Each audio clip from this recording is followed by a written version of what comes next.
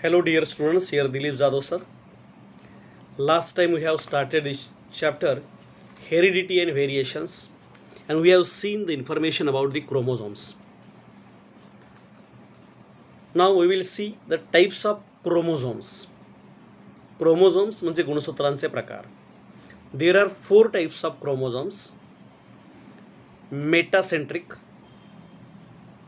submetacentric, acrocentric, telocentric. तुम्ही last टाइमला ही जी क्रोमोझोमची डायग्रॅम पाहिली, this is what called the centromere.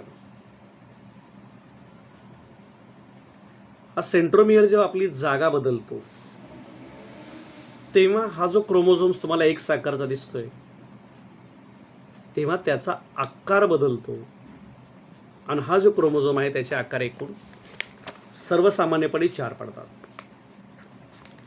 This is metacentric chromosome.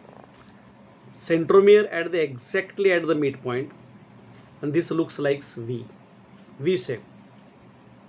Submetacentric. The centromere is near to the midpoint, not exactly at the midpoint.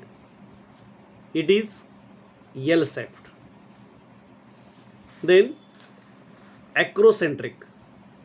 Centromere near the end point, not exactly at the end point. It is L shaped. This is telocentric. The centromere is at the end, it is I shaped. V, L, J, I shaped. अशा पद्धतीने हे जे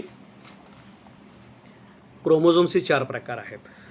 last time we have seen this diagram of chromosomes and this thread like structure that is present in the chromosomes is called a DNA. Now we will see the information about this DNA. DNA, deoxyribonucleic acid. हा DNA आहे बघा. आपण वरच्या मजल्यावर जाताना जे शिडीचे आकार असतो तसा आकार असतो, पण असा ट्विस्ट केलेला असतो. असं गोल फिरत जर आपण शिडीवरून गेलो तर बाजूला सर्पिल आकृती, त्याला डबल हेलिक्स स्ट्रक्चर म्हणतात. ह्या पायऱ्या ज्या आहेत त्या पायऱ्या याच्याविषयी माहिती. आणि हा जो धागा आहे तो धागा म्हणजे DNA. Present in the nucleus, it is called nucleic acid. या 2 गोष्टी विसरायच्या नाहीत आहे. Now what is the function of this DNA? Controls the functioning, growth and division of the cell. शरीराची वाढ करणं, पेशींची वाढ करणं याच्यासाठी या DNAचं कार्य अत्यंत महत्त्वाचं आहे. It also bears hereditary characters and is responsible for genetic transmission. It is called master molecule. आईवडिलांच्यातले काही गुणधर्म आपल्याकडे संक्रमित झाले, आपल्यातले गुणधर्म पुढच्या पिढीमध्ये, त्याच्या पुढच्या पिढीमध्ये संक्रमित होतात. हे संक्रमित करण्याचं काम हा DNA करतो. Now structure of DNA. आता मी सांगितलं शिडीसारखा असतो. तर याच्यामध्ये each strand of this helix is made of nucleotides. न्यूक्लियोटाइड्सनं त्याचा बनलेला असतो. Each nucleotide is made of phosphoric acid. प्रत्येक एक phosphoric acid, a deoxyribose sugar and nitrogen bases. Nitrogen bases are of 4 purines and pyridines. म्हणजे त्याचे मुख्य 2 प्रकार पडतात. The purines are of 2 types, adenine and guanine. Pyridines R of 2 types, cytosine and thymine. या ठिकाणी बघा हे जे आहेत हे नायट्रोजन बेसेस आहेत.